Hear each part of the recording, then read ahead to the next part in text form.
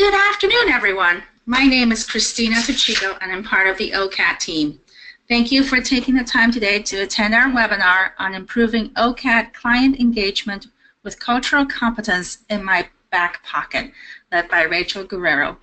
Human service agency workers work with people from a variety of cultures each day: race, ethnicity, class, gender, sexual orientation, language, and religion all play a role in shaping a person's culture.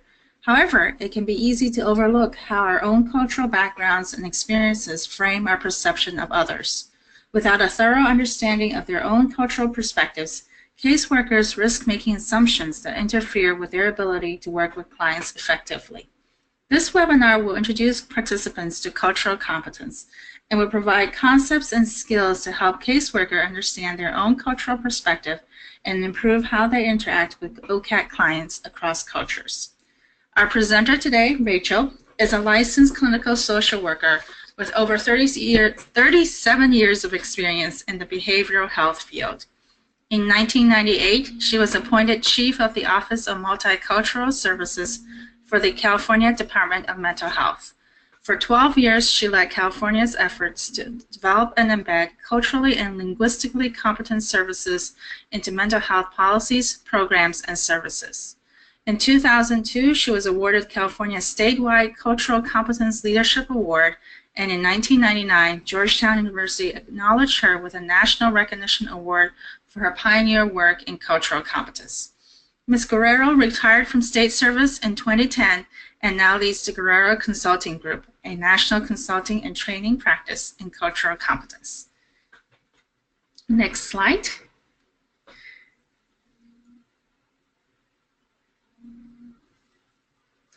As always, we want to hear your thoughts, your strategies, and your challenges during this webinar. Please don't be shy with sharing your knowledge and questions. Please type your questions in the question pod, and we'll have dedicated time at the end of this webinar to answer your questions. We'll also be using several polls throughout the presentation, which you can respond to by clicking on the radio button next to your preferred response. Today's webinar and all of the materials associated with it will be posted on the Learning Center. With that, I'll turn it over to Rachel. Rachel? Thank you. Hold on, just need to do a little technical things here. Hi, good morning, everyone, and welcome. What a pleasure it is for me to speak with you. So we're going to spend an hour today. I'm going to work really hard to get through this PowerPoint so that we can allow some times at the end for our discussion. I just want to put out what an appreciation I have for all of you on the call who do this CalWorks work. In my career, I had an opportunity to work for the welfare department in San Bernardino and know how challenging it is working with this population with many of the challenges that they have. So I have reviewed your appraisal tool and really see the challenges that there are for you to get this done. So today, these are the goals of the webinar, and I think one of the things that I can offer you as a trainer is that I had the difficult job and the privilege to move the California mental health systems to address issues of cultural and linguistic competence in their delivery of mental health services. So please bear with me, even though I come from the behavioral health field.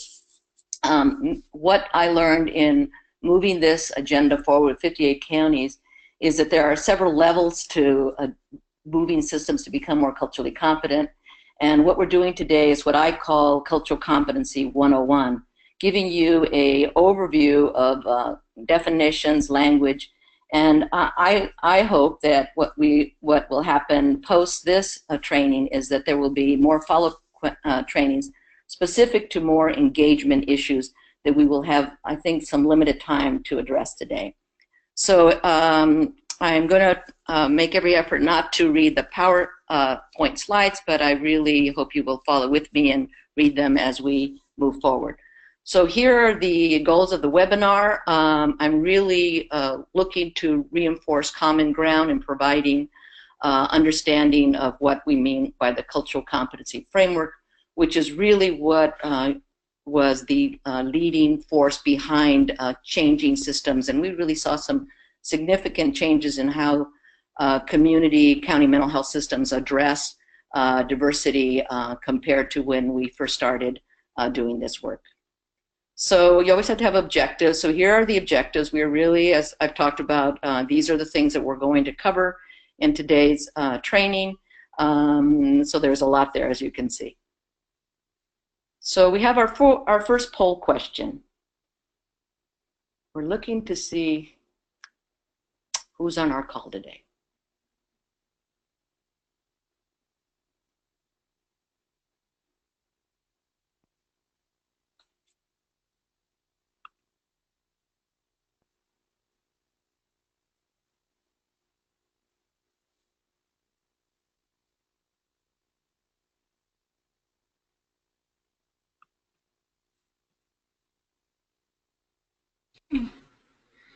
Rachel, can you see the results?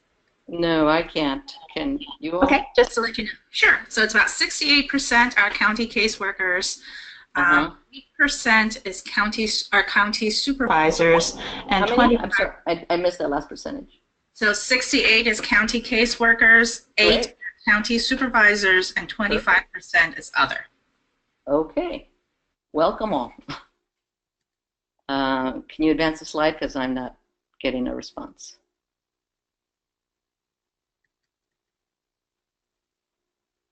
Christina? Sure. A little technical. Second.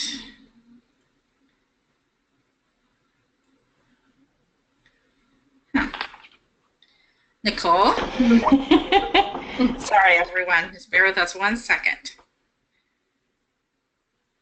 I cannot advance the slides. Maybe try. Okay, let me. Oh, I see your mouse now. I see it now. Let me. Go ahead and try again. Try next. Yeah. Yeah. There you go. Okay. So just in terms of cultural competency, let's just start. And I know a lot of you know this, but this is just an overview.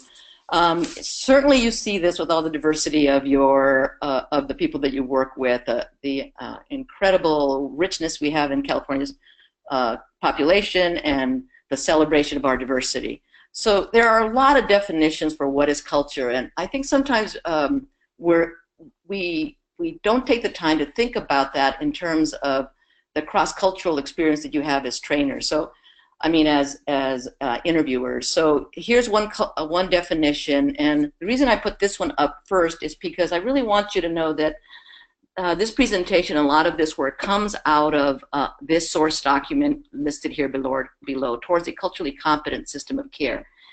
And just for a little background, this document was established in 1989, and this group was challenged because it was a time where the behavioral health system was seeing major disparities in who was getting access to mental health services. And Jane Nitzer did a study called Unclaimed Children, and they found that African American, Latino children were not being seen, and Native American and Asian Pacific Islander children were not being seen in mental health systems, and specifically African American and Latino kids were being seen in juvenile justice systems. And so they wrote this book, and I had the privilege of sitting with these national leaders, and they actually coined the term and the definition of cultural competence. This document was written in response to the research that Jane Nitzer did, and it really is a seminal work, and you can find it online. It's published through Georgetown University, and it gives all the background definition of the whole conceptual framework of cultural competence. So I just wanted to do a shout out to the incredible teachers and colleagues that I had the privilege of working with that really looked at the whole issue of diversity and barriers and disparities and inequities in the behavioral health system and what we can do to turn that train around to really change that. So characteristics of culture, you've seen this many times. everybody has culture. I think one of the things that's really important about this slide is that we're really talking about understanding the diversity of the people you're serving, and recognizing that they come to that interview with you with a whole, I call it sort of a knapsack of all the things that they believe in. But many times people who you are working with, the culture is not the forefront first thing when they're sitting with you. I mean, you're looking at all their stresses, all their requirements to fill out this assessment tool. And certainly the race and culture won't be the forefront, but it's there. And how that gets engaged in that relationship, how that gets engaged is really important for your success in your building your relationship with that client and successfully doing an appraisal tool that will support their future employment. So when you're working, especially whatever race you are, if you're Latino, if you're Caucasian, if you're African American, you're going to be working in a cross-cultural situation. So one of the critical things is, how effective are you in engaging your relationship when you first meet this person, when they come in the door, and how do you relate to them so that they feel comfortable that what you're doing is something that they can successfully complete with you. And one of the important part of that is that recognizing cultural characteristics that are in the room when you're doing that interview. So these are just some of those. And of course, I think historically people think of culture just in terms of race, but it's really important as we try to be competent across services, across different cultural groups, that we recognize that race and gender is just one part of it. I think a really critical part in the interviewing that you do in the appraisal tool is the social class issue, because you are working with a community that has a history of difficulty with employment, many traumas and social stressors in terms of their individual success. So social class is probably going to be something up front. But also you're dealing with a lot of individuals from different religions. You're dealing with the gay, lesbian, bisexual, transgender, and questioning community. And then there's the issues, especially now in the United States, there's so much really stressors around the whole dialogue of race and ethnicity and immigration and refugee status. And of course, I think a very interesting thing that I want to speak a little bit about later is the whole issue of limited English speakers and some of the challenges for employees around who are limited English speakers, and also the advantages. And also I wonder also in terms of culture what you come up against in terms of occupational identity. People who have worked in a particular occupation and really identify with that occupation. That can be a culture unto itself also. So why is culture important? Dr. Wade Nobles out of Oakland provides us with this, another definition of culture. And it is a general design of living. But in my work, I have found that people sometimes don't really understand why sometimes they make this decision, that it really has some cultural context behind it. And so he talks a lot about expressing culture differently, even within cultural groups. So there isn't like one cultural group and they're all the same. You have a tremendous diversity. You can have an African American who's gay, who also is a refugee. And all of those create richness and challenges for the individual. So again, here's another definition of the characteristics of culture. You know, the painful one for me, of course, is that last one, is societies often create hierarchical cultural groups. And we certainly see that in institutional bias, institutional racism, historical history in America in terms of African Americans and Latinos and how we've treated Native Americans. And all those historical things, even though they feel like they happened a long time ago, they really still are present in many people's hearts around how they identify with their own cultural groups in terms of their own history. So we just did a quick thing on culture. It's interesting for me as a Latina professional, many times when I've done this training, that Latinos say, well, isn't Latino a race? And they don't understand that race is really a social construct. That race was defined originally as 3 races: Mongoloid, which refers to the Asian race, Negroid, which was African race, and Caucasian, which is the white race, and that being Latino is a culture, not a race. So race is a social construct. Race was historically linked to biology and historically used to classify people, very prejudicial in its construct, as you all know. It used to be defined by physical markers like the color of your skin. Certainly, we are really understanding this with more complexity when we are looking at some of the things that are available even now, like Ancestry.com or 23andMe, you know, the ways to identify what is your cultural and racial background really dispels this whole construct of race being these three races. But here's the challenge, I think, for behavioral health and employment, social welfare, social services, is that even though, you know, in the 1900s when they were defining what race was, is that even though it is seen as an idea, race is a real, yes, it is a classification of people, but it is real and has a long history of racism in America for different cultural groups. Do not underestimate or ignore the overwhelming importance of race in America. And I guess for this group, I would ask you to think about what is the impact of race and bias and prejudice in terms of employment, racial discrimination in terms of employment, barriers to employment by race. I mean, one of the things we found in the delivery of behavioral health services is that we, in the 1990s, when I started this work with the Department of Mental Health, you really saw, when we went out to the 58 counties and we looked at who was getting Medi-Cal access to mental health services. These are people who had Medi-Cal cards, who had a right to access to mental health services. Many of the mental health services that would support employment, we found that across the 58 counties there was a tremendous disparities, and we had the data to show this, that African Americans, Latinos, Asian Pacific Islanders, the gay community, the Native American community were not getting access to mental health services, even though, of course, research shows that the need for mental health and behavioral health services cuts across all racial ethnic groups.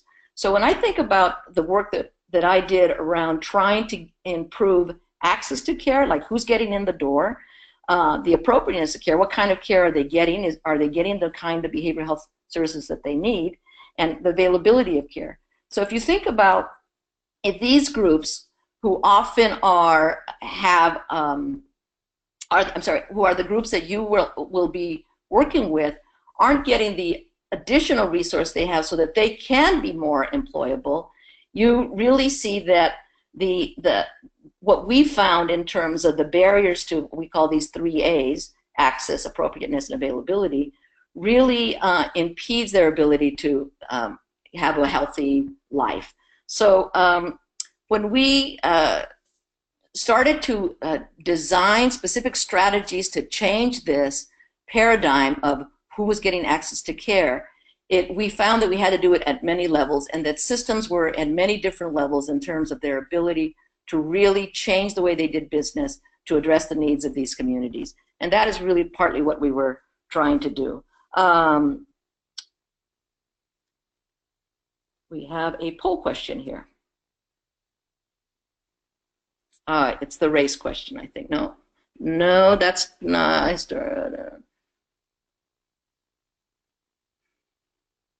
That's not quite the right question. Are you Hispanic, Latinos? Nicole, can you do the other one? That's one of the race questions on your assessment tool. I think what we were going to do here was asking you that question that you have to ask your applicants is, what race, ethnicity do you identify with? There you go, that one. That one. So answer this for yourselves, those on the call. Just to yourselves or on this. And so you should have a reaction to this question, because there's a whole lot of folks missing from this. Latinos, gay, lesbians, are you a refugee, are you limited in speaking?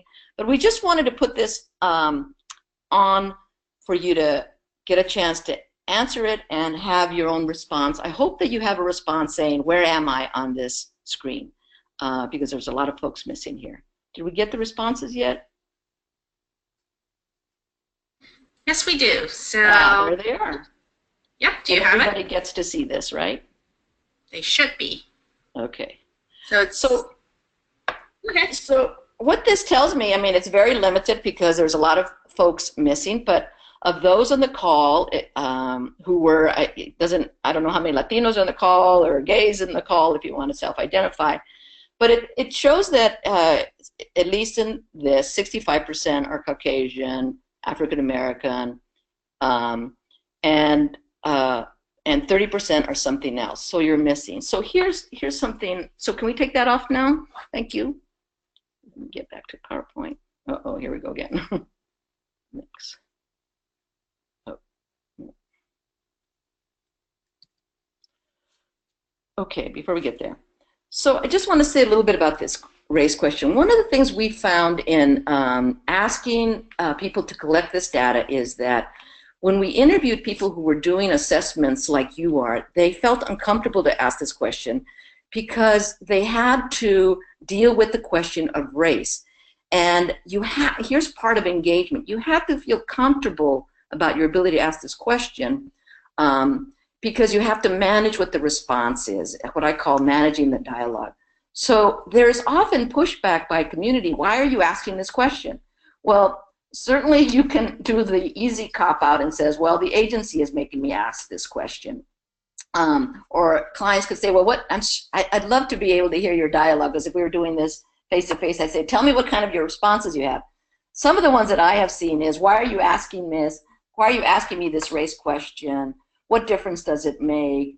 Am I going to get a difficult assessment? Or are you prejudiced? Or why are you asking this? Or I don't want to answer this. Or I'm just an American. Put that I'm just an American down.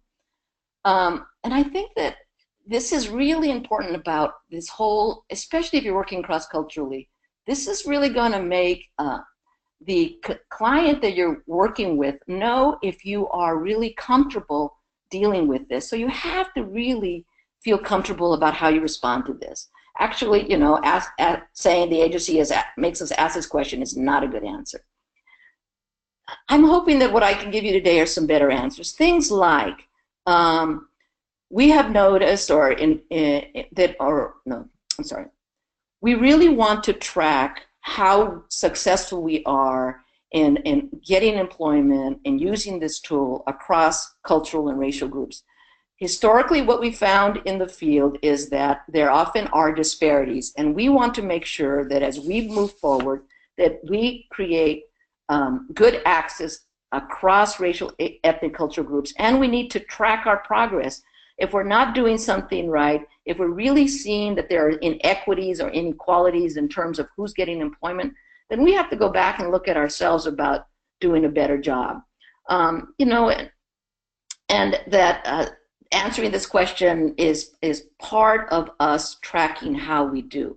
One of the concerns, one of the things that, I'll give you an example of this, we rolled out many programs and I tracked a lot of the data, and what I found was there was a lot of success in programs. I'll give you one quick example. We rolled out day treatment programs. Day treatment programs in mental health are where adolescent youth have serious mental health problems and are not able to be successful in school. And we developed day treatment programs to help to get them to deal with their mental health challenges so that they can enter a regular school again. And I started to look at data around children's systems of care, and we found that we were having great success. We were like 80–90% after an intervention, they were re-entering school successfully. But then when I looked at who was actually accessing those day treatment programs, we found that racial ethnic populations were being X'd out of access to those programs. So yes, they had 80% success rate, but that success rate was predominantly for Caucasian youth, and the other kids who also could have benefited weren't getting in the program. So in fact, there was a big disparity in who was getting access to the program and who was getting triaged to juvenile justice and other services. So it really made us look at what were the barriers of getting multicultural children in there so that they can get the mental health services they need so that they can move on and be successful in school. So the whole issue of data collection is so critical so that we track how well we're doing. So, so the race and culture question. So this slide shows the diversity of the people that you're working with, and that I think sometimes when you've all gone to cultural competency training, some are better than others. Personally, I find doing it this way hard, because I really would love to see your faces and get your responses to what you agree or disagree with. But here is something I think that's really important about the diversity and the cross-cultural and the cross-racial and the biracial and bicultural people you will be dealing with, and their challenges, and how do you successfully get through an interview by recognizing the diversity in front of you. What I have found in working actually doing direct services, and I was a direct service provider in a county mental health system for 10 years, is that I found that if you didn't ask the questions about is there anything about your culture that you think is a barrier for you, that if you didn't bring race and ethnicity into the interview room, then the person you were interviewing thought that you were not comfortable to bring up these issues. And I think that as I go through this training, you'll see that the more we do our own work about cross-cultural, the dynamics of difference, the more comfortable you are as an interviewer, the more the consumer or the client will be comfortable in your interview. So the tip of the icebergs. When you sit down at the table and the person comes in, what do you see? You only see the tip of the iceberg, and many of the challenges and the traumas fall underneath that. So the real amazing work I think that you do is, how do you get to this information under the ice so that you can have an interview that is successful in answering a very complex 60-page assessment tool. And so the point here is that it's so important when that person walks in the room, whatever race, ethnicity, how they're dressed, that you realize you're just seeing the tip of the iceberg, and it really is your responsibility to create a comfort place so that you can get to the questions and answer the questions that really fall beneath this iceberg. So here's the definition of cultural competency right out of that seminal work that coined the term cultural competence. I think the point that I want to make here is that that the conceptual framework of cultural competence was moving away from just the individual work that you do with the client, because before 1989, when this was published, a lot of the work focused on sort of where you all are at, and that is what happens in the dynamic between you and the client. A lot of the training was cultural sensitivities training, cultural responsive training, cultural awareness training, which all are, of course, important and relevant. But this paradigm changed, and what we saw as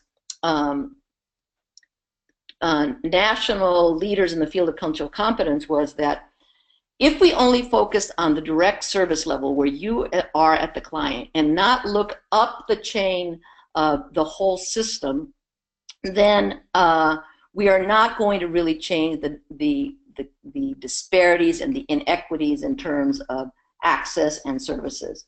So systems of care, in this definition, is saying you need to look at the entire system. You need to look at leadership. Is leadership willing to change the way they do business to do a better job in serving multicultural communities? You know, how do you recruit for diversity so that the people that are doing this work represent the communities you are responsible to serve? How do you collect data? Like the example I gave before, the data showed that we're having an 80–90% success rate, but in fact the data was really showing that there was really bias in who was getting access to that program. The new addition of cultural competency is the whole concept of cultural humility, which I'll talk a little bit later.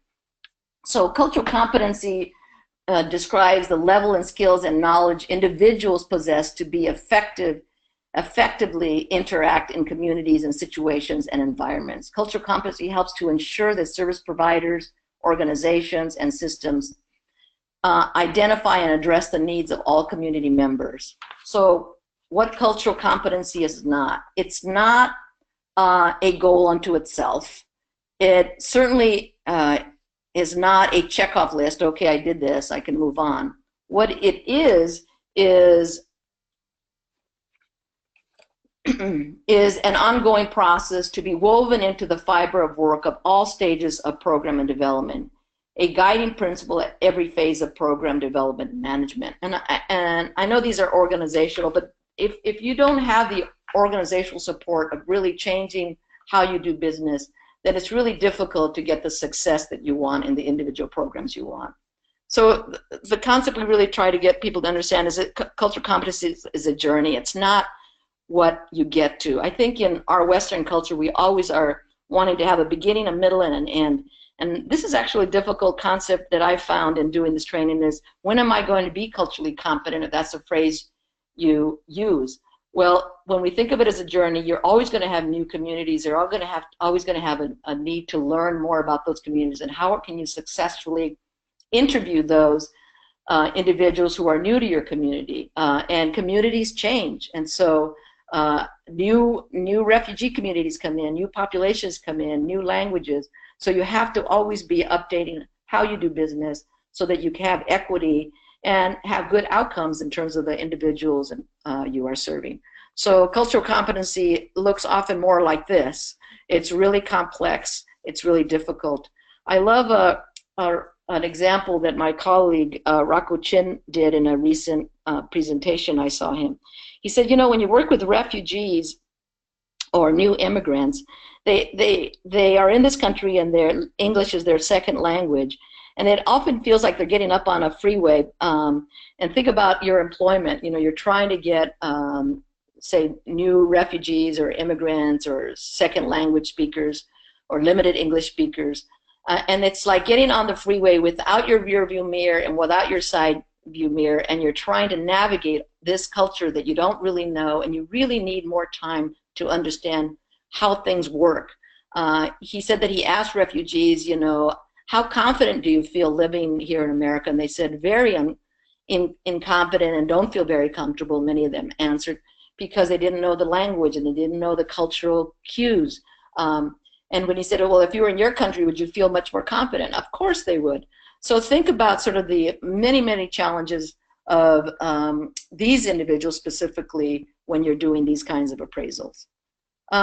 So here are the 5 essential elements of cultural competence, and it really is that whole, and I think some of these are being challenged, I think, right now, where in terms of some of the dialogue that's happening on the national level. But these really are the core principles that I think we all who do this work, and I want to really emphasize with you that I think that valuing diversity, cultural self-assessment, managing the dynamics of difference, recognizing that there is something, that you bring your own culture and that you're dealing with somebody who's from a different culture, that there is a dynamic that happens here. Adapt to diversity and institutional cultural knowledge. One of the things that I saw, that counties that were early adapters to really embrace and take on this challenge really were more successful in changing the disparities that existed in their access and appropriateness of services. This is the cultural competency continuum. Again, there's that same reference. And this is really, you can look at this from a systems perspective or an individual perspective.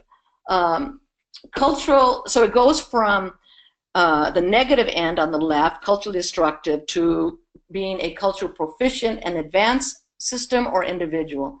So cultural destructiveness, of course, is, and we're looking at social policies here and individual attitudes. So slavery, the sterilization of the mentally ill, sending Native Americans to boarding schools against their will, trying to erase their religion from them, the Exclusion Act of Asians when they were immigrated to the United States to work on our railroads. They couldn't bring their wives and they didn't have any rights when they were working here, the anti-gay in terms of employment, and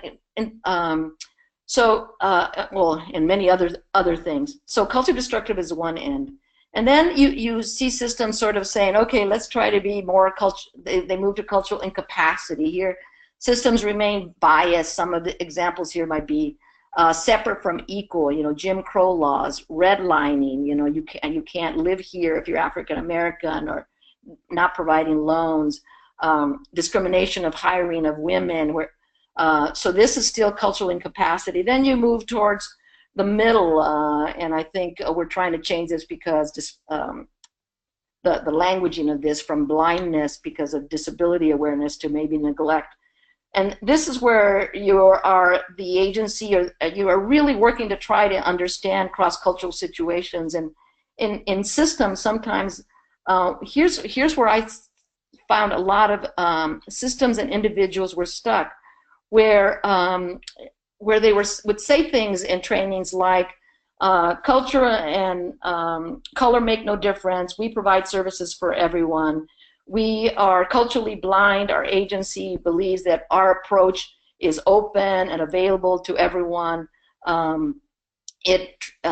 Unfortunately, what happens with this sort of point is that it is the dominant culturalist perspective of that everything is universally applicable. But in fact, this is not true, because systems have many barriers, and that one way does not fit all.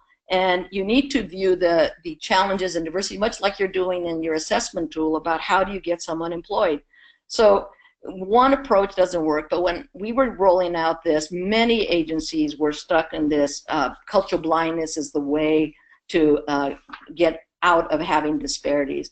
Then you move to cultural pre-competence, and this is these agencies realize their weaknesses and are in serving diversity and different cultural groups, and they're trying to make strategies to improve this. Sometimes what happens in this and pre-competence, this is that if you make one accomplishment like, wow, we hired 2 Spanish speakers and we've never had access before, but and they feel like, okay, that's a great success, but in fact you have other languages that you have not addressed, and one of the challenges in this part is that you have tokenism. If you have one person representing that whole community, then you've done your job.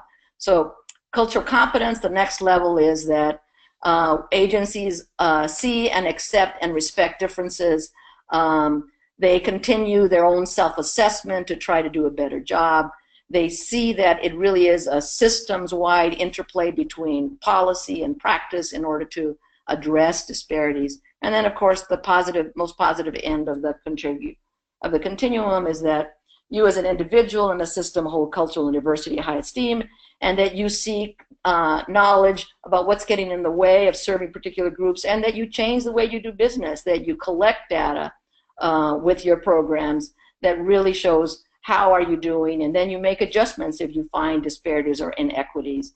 You understand the social determinants of health and how that perpetuates challenges for employment and access to services.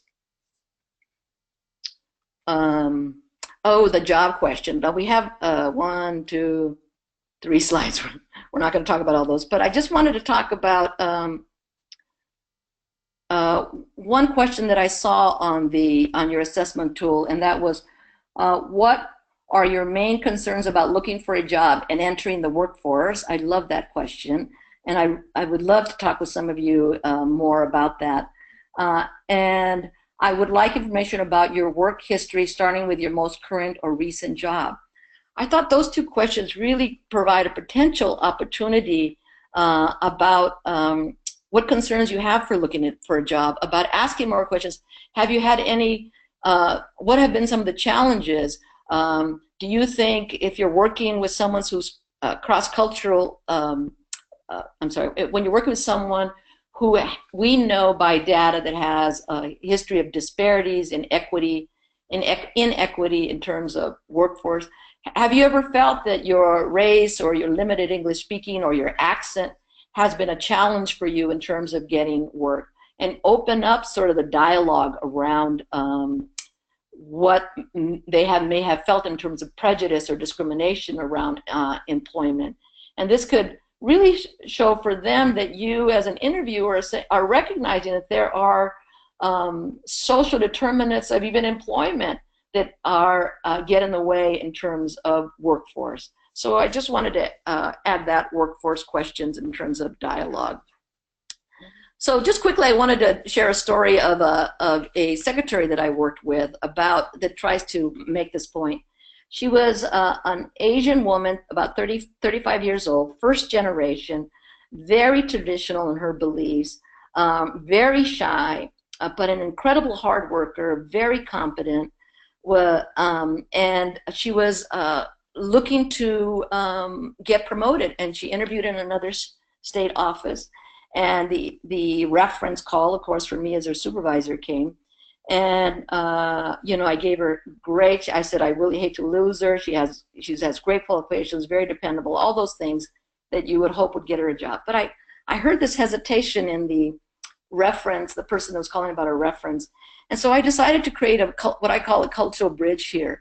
And I said, they asked the question, do you have anything else you want to say about this person? And I think this is, I use this example because I think that there is sort of an American Western way of who we want to employ. And when you work cross-culturally, I think that those, gregarious or really verbal and high energy, kind of like I am talking right now, that those are the kinds of people that people want to employ. So I said to her, I do have something else to add. I said, if you want somebody who's bubbly and an extrovert and is always smiling, which Amy was not, then Amy is not those things, I said. But if you want somebody who's hard work, always is on time, anticipates what I need, is an incredible worker, then Amy is a person that you might want to hire. So I think sometimes when you get to that place about what are the skills you need about hiring, that there are, I think it's advantageous to talk about some of the Western culture ways of what people want in terms of employees. The shy, reserved, doesn't talk a lot, interview. I mean, I know for me, I had to learn that in my culture, it is not okay to brag about yourself and boast about all things you've done. And I learned quickly in my working for the state is that I had to go in that interview and really talk myself up.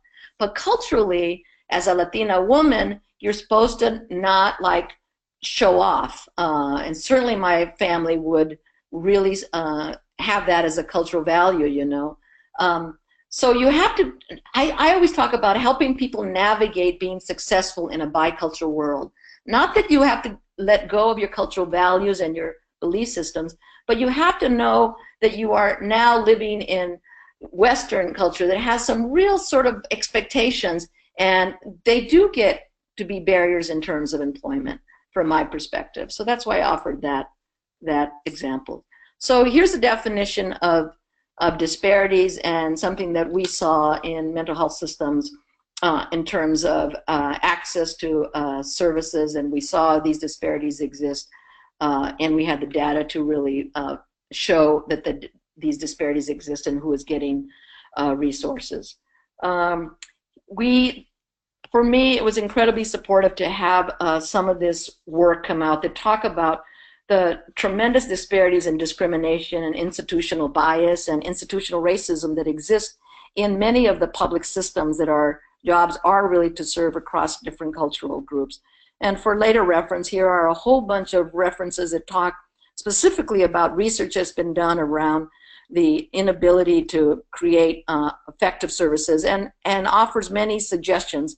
I really want to emphasize here the class standards, the cultural, the national stands for cultural and linguistic appropriate services. It's on your left there, the third one on the bottom, because it has been revised since 2001. It was revised in 2013, and it really has a lot of hands-on really strategies about engagement, and might be a good next webinar to address some of the things in terms of direct service delivery.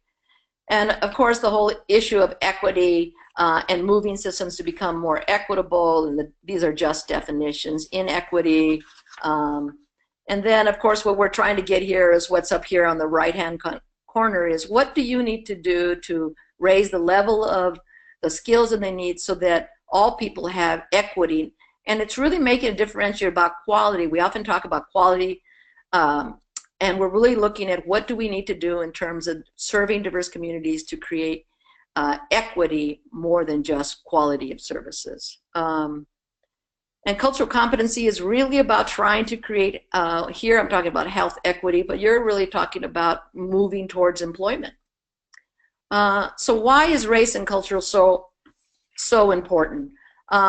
Because ignoring them creates inequities and disparities in services, and we really saw that one way does not fit all, that we really had to engage communities to ask, you know, what's the best way to design pros and services to serve you? And here's the 4 A's about the places where we found disparities. And what we found is that if we didn't address these inequities and disparities, we found big disparities on underserved, unserved, and inappropriately served individuals. The social determinants of health, I love this. This has really been a new paradigm in terms of equity and disparities. And because it moves away from blaming the victim, that, you know, you're not employed because there's something wrong with you, but rather that there is a history in terms of poverty and social class that are disparately impacted by these social determinants of health. And it really moves away from, you know, blaming the individual and looking at the other constructs that really create some of the disparities in terms of employment and health and mental health. Let's skip that one. So I just want to recognize the work that was done by these 2 women around cultural humility, and this is really getting to the work that you do, the need to be open to I'm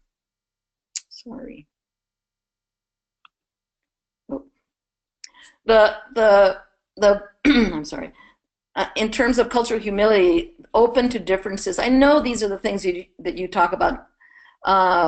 Appreciation of the other, and I think the real challenge is maybe having another presentation about that whole issue of social engagement with when you're working cross-culturally, and cultural humility is trying to address some of this. And you can get on the internet and you'll see some good presentations and videos on this. I think we had another language question here. So what do you speak a language other than English? Those of you on the call.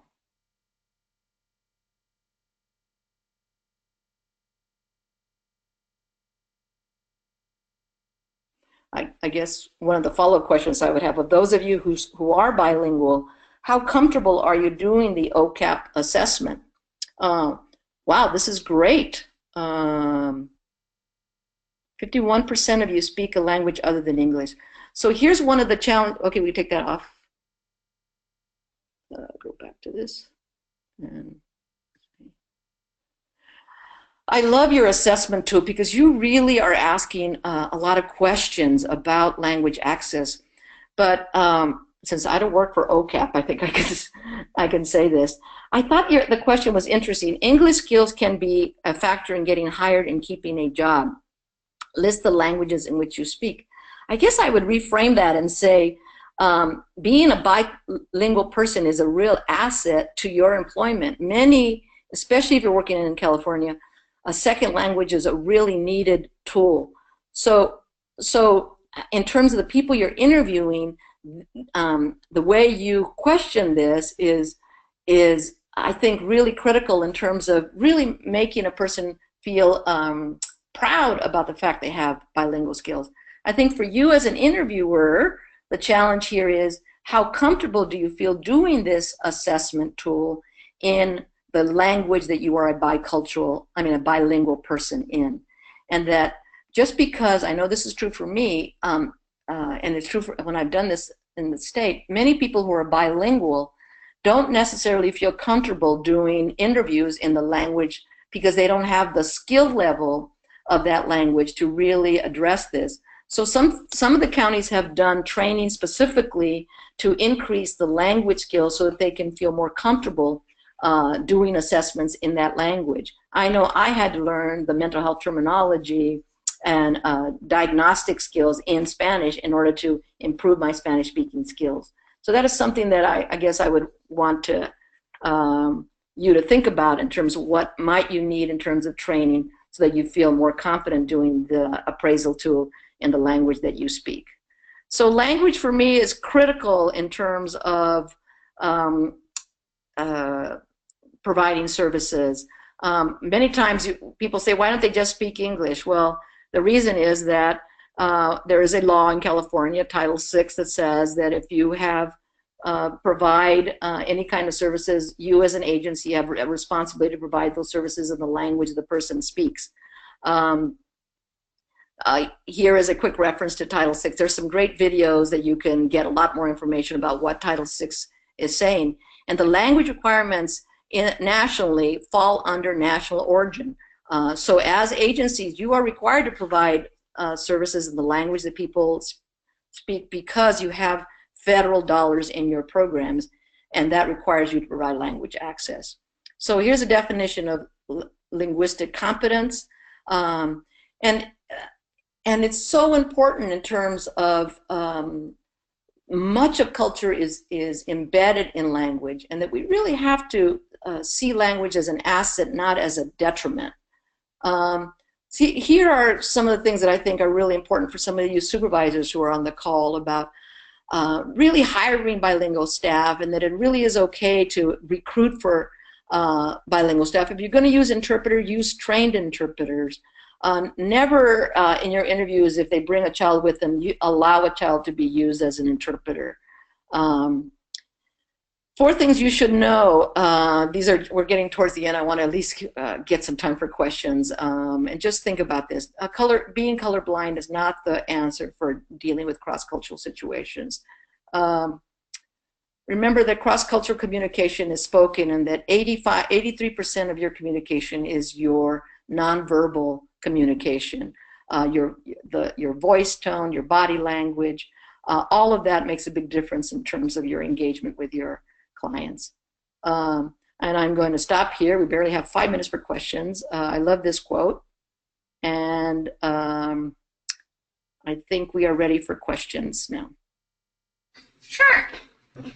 Let me pull up the question pod. While I'm reading questions, if you all have additional questions, please feel free to type those in. So let me, here.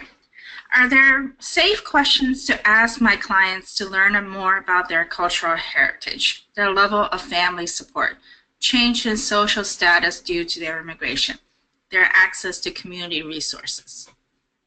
There's a lot there. The first part was, are they asking, is it safe to ask these questions? I think it's asking for safe questions to learn, to ask clients to learn more about.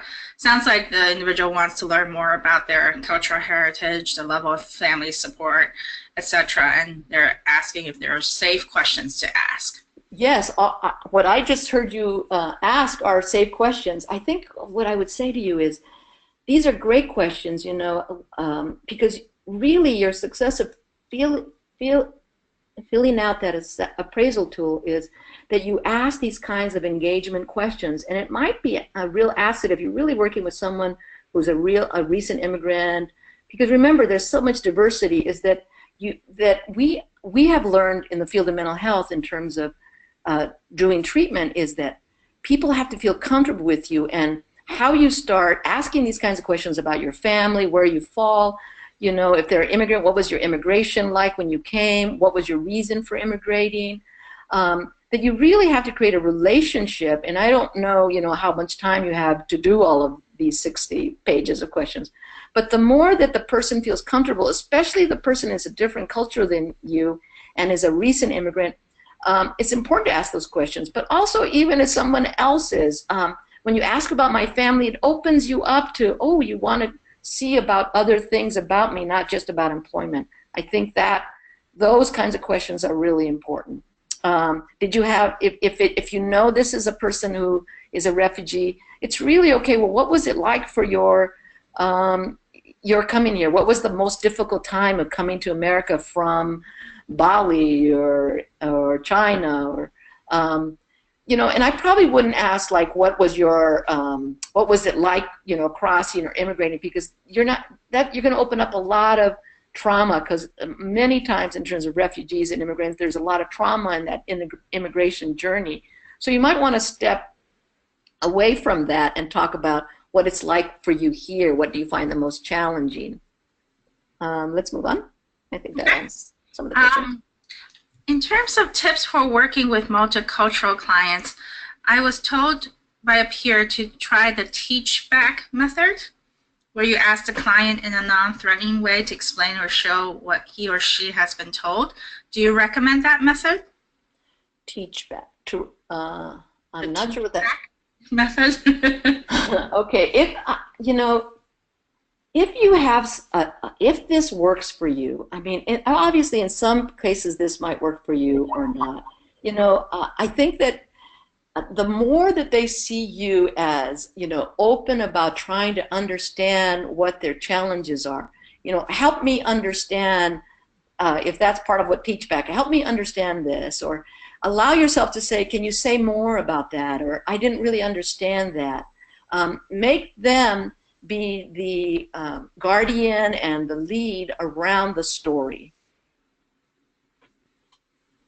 Next question. Okay. What role does humility have with cultural competence? I feel like I understand very little about many of my clients' cultures. Sometimes I'm afraid to ask questions. Thank you for asking that question.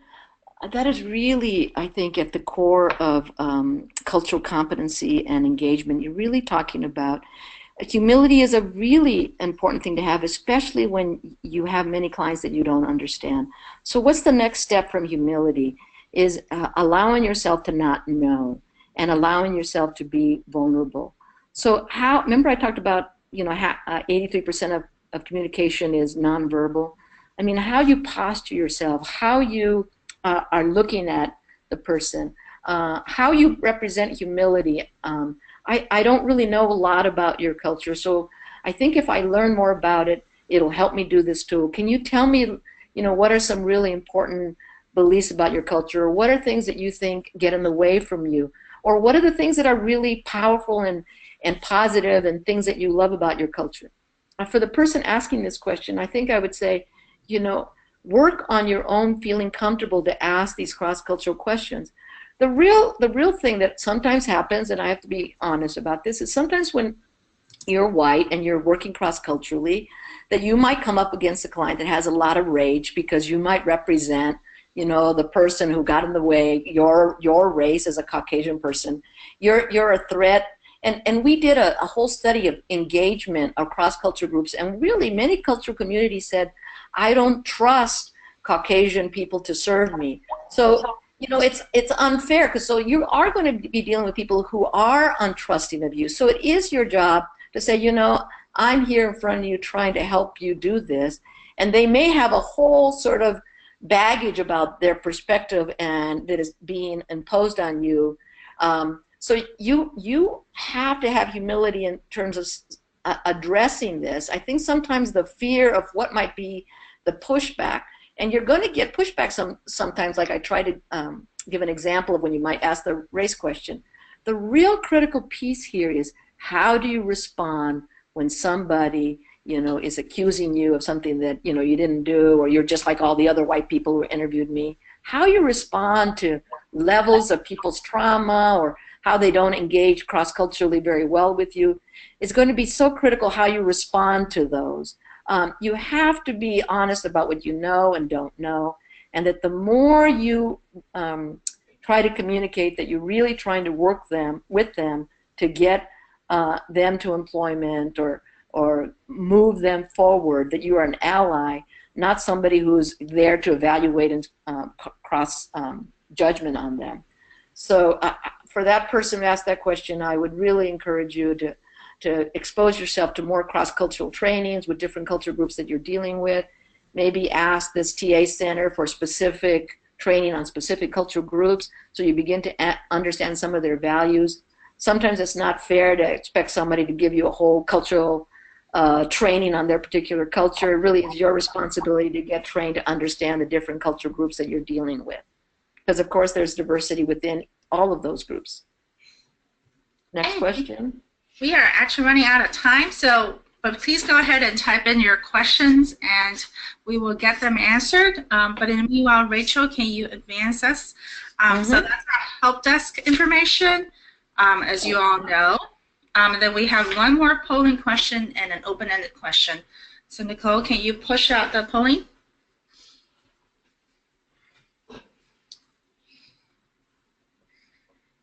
Thank you, everybody, for your attention. I really enjoyed doing this. Okay.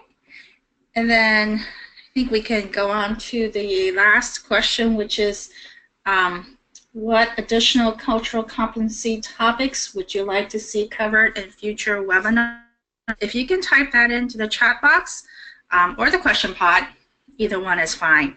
And so we'll keep this platform open a little bit for people to type that in. But with that, let me thank Rachel for all of your sharing all of your knowledge, and thank you everyone for participating in today's webinar. Thank you, everybody. Appreciate it.